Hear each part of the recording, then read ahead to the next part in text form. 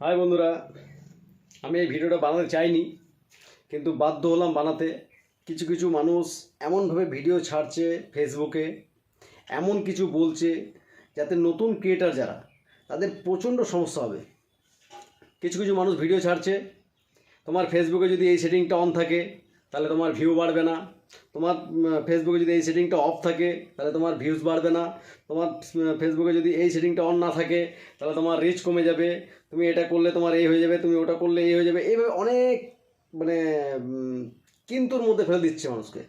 যারা নতুন ক্রিয়েটার তাদের খুব সমস্যা হচ্ছে। আমি যখন প্রথম কাজ করা শুরু করলাম, রিলস, ভিডিও, স্টোরি, ফটো যাই আপলোড করছিলাম, ভিউ হচ্ছে না। তো আমিও চিন্তা করছিলাম যে কেন ভিউ হচ্ছে না। ওদের ভিডিওগুলো দেখে দেখে আমিও অন অফ করে অনেক কিছু করে দেখলাম, কোথাও কিছু নেই। তাই তোমাদেরকে ভাবলাম যে এইগুলো জানিয়ে দিই, তোমরা যাতে এইগুলোতে ফালতু সময় নষ্ট করবে না। তোমরা নিজেদের মতো কাজ করো, রিলস তৈরি করো, ভিডিও আপলোড করো, ফটো আপলোড করো, স্টোরি আপলোড করো। কন্টিনিউ কাজ করাটা হচ্ছে ফেসবুকের সবথেকে মূল উদ্দেশ্য। ফেসবুকে যদি তুমি কন্টিনিউ কাজ করতে পারো তবে তোমার অ্যাকাউন্ট গ্রো হবে আস্তে আস্তে করে, একটু টাইম লাগবে। হট করে কেউ একবারে বড় হয়ে যায় না। যারা আজকে 5 মিলিয়ন, 6 মিলিয়ন, 10 মিলিয়ন ভিউজ হচ্ছে, তারা একবারে কিন্তু একটা ফটো একটা ভিডিওতে হয়ে যায়নি তাদের। অতএব অল্প অল্প করে ফেসবুক অ্যাকাউন্ট হোক বা ইউটিউব অ্যাকাউন্ট হোক, যে কোনো অ্যাকাউন্ট হোক, সেই অ্যাকাউন্টটা একটু একটু করেই বড় হবে। তোমাকে ধৈর্য রাখতে হবে, ধৈর্য রেখে কাজ করতে হবে, কাজ প্রতিদিন করে চলতে হবে। প্রতিদিন তোমাকে যে সারাদিন কাজ করতে হবে তা নয়। তুমি যেটুকু টাইম নিজের এদিক ওদিকে ওয়েস্টেজ করছো, সেই টাইমটুকুকে কাজে লাগিয়ে তুমি ফেসবুকে কাজ করতে পারো। ওই টাইমটুকুকে কাজে লাগিয়ে তুমি রিলস আপলোড করো, ভিডিও আপলোড করো, যা করছি যেটা করছো তুমি সেটা করো। তবে এটা নিয়ে চিন্তা করার একটুকুও দরকার নেই যে আমার ভিডিওতে ভিউজ হচ্ছে না কেন। ভিউজ হবে, একটু টাইম লাগবে, একটু ধৈর্য ধরতে হবে। আর ফেসবুক তোমার যখনই ভিডিও কোয়ালিটি, ফটো কোয়ালিটি যখনই দেখবে এগুলো ভালো কোয়ালিটির আছে, তখনই কিন্তু ফেসবুক তোমার অ্যাকাউন্টকে রেকমেন্ড করবে। আর ফেসবুক যখন তোমার অ্যাকাউন্টকে রেকমেন্ড করবে, তোমার যদি 1000 ফলোয়ার থাকে, সেই ফটো ভিডিও হয়তো 1200-1400 লোক সেটাকে ভিউ করবে, মানে সেটা 1400 লোক দেখবে।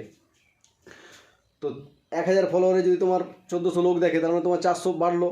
তাহলে ওটা কোথা থেকে এলো? ওটা ফেসবুক তোমার অ্যাকাউন্টকে রেকমেন্ড করে। অতএব তুমি কাজ করে যাও, কারো কথায় কান দিও না। আবার কেউ তো ভিডিও করে, লাইভে এসে পরে আমি এই করলাম, 2টো ফুলের ভালোবাসা দিলাম, 5টা ফুলের ভালোবাসা দেবো। ওগুলো কোনো লাভ নেই। আমার এটা শেয়ার করে দাও, এটা কমেন্ট করো, শেয়ার করো, গ্রুপ শেয়ার করো, তাহলে আমি ফুলের ভালোবাসা দেবো। দাদা, ওই ফুলের ভালোবাসা তোমার ইনকামের জন্য হয়তো একটু সাময়িক ইনকাম, ওইটুকুতে তোমার কিছু হবে না। ওই অ্যাকসেন্ট ইয়েতে, ফুলের ভালোবাসাতে তোমার কী এমন ইয়ে হয়ে যাবে? অতএব ওইটার পিছনে দৌড়ে লাভ নেই। তুমি নিজস্ব ভিডিও, নিজস্ব ফটো, নিজস্ব স্টোরি এগুলো আপলোড করো, রেগুলার কাজ করো, নিজের মতন করে কাজ করো, নিজের মনের কথা শুনে কাজ করো, লোকের কথায় কান দিও না। অটোমেটিক তোমার অ্যাকাউন্ট গ্রো করবে। আমার করছে, অল্প অল্প করে করছে। আমি যে বিশাল বড় ক্রিয়েটার আমি সেটা বলছি না, আমি একটা ছোট্ট একদম ক্ষুদ্র থেকে একটু মানে আমার অ্যাকাউন্ট গ্রো হয়েছে। তো আমার যেহেতু হয়েছে, তোমাদেরও হবে। আমি এটুকু বিশ্বাস যে অ্যাকাউন্ট গ্রো করবেই।